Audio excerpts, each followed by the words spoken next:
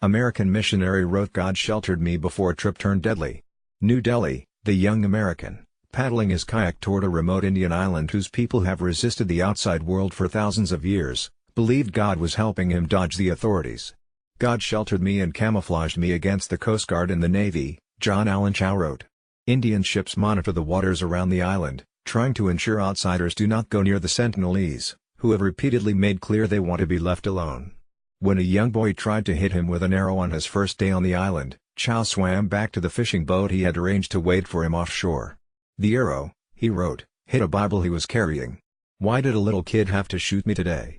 He wrote in his notes, which he left with the fisherman before swimming back the next morning. His high-pitched voice still lingers in my head. Police say Chow knew that the Sentinelese resisted all contact by outsiders, firing arrows and spears at passing helicopters and killing fishermen who drift onto their shore. His notes, which were reported Thursday in Indian newspapers and confirmed by police, make clear he knew he might be killed. "I don't want to die," wrote Chow, who appeared to want to bring Christianity to the islanders. "Would it be wiser to leave and let someone else to continue?" "No, I don't think so." Indian authorities have been trying to figure out a way to recover Chow's body after he was killed last week by islanders who apparently shot him with arrows and then buried his body on the beach. A team of police and officials from the Forest Department, Tribal Welfare Department and Coast Guard on Friday launched a second boat expedition to the island to identify where Chow died. The officials took 2 of the 7 people arrested for helping Chow get close to the island in an effort to determine his route and circumstances of his death, according to a statement issued by police for the Andaman and Nicobar Islands, where North Sentinel is located. Chow paid fishermen last week to take him near North Sentinel, using a kayak to paddle to shore and bringing gifts including a football and fish. Since the Sentinelese tribespeople are protected by law to preserve their way of life, due precautions were taken by the team to ensure that these particularly vulnerable tribal groups are not disturbed and distressed during this exercise, the statement said. The team returned later Friday. The police and the Coast Guard had carried out an aerial survey of northern Sentinel Island earlier in the week.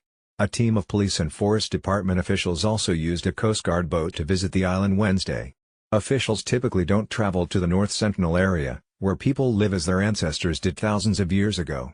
The only contacts, occasional gift-giving visits in which bananas and coconuts were passed by small teams of officials and scholars who remained in the surf, were years ago. Police are consulting anthropologists, tribal welfare experts and scholars to figure out a way to recover the body, said Dipender Pathak, Director General of Police on the Andaman and Nicobar Islands. Scholars know almost nothing about the island, from how many people live there to what language they speak.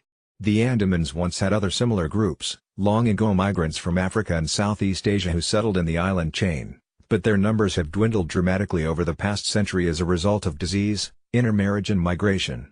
Chow estimated the island had about 250 inhabitants, with at least 10 people living in each hut. The tribe's language has a lot of high-pitched sounds like ba, pa lan as, he wrote. It's not clear what happened to Chow when he swam back to the island the next morning. But on the morning of the following day, the fishermen watched from the boat as tribesmen dragged Chow's body along the beach and buried his remains.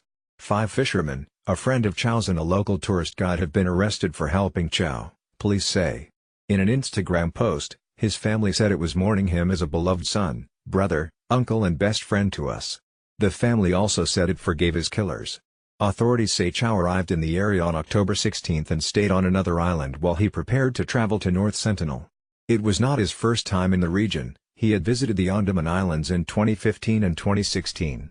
With help from the friend, Chow paid fishermen $325 to take him there, Pathak said. After the fishermen realized Chow had been killed, they left for Port Blair, the capital of the island chain, where they broke the news to Chow's friend, who notified his family, Pathak said. Chow, whose friends described him as a fervent Christian, attended Oral Roberts University in Tulsa, Oklahoma. Before that he had lived in southwestern Washington state and went to Vancouver Christian High School.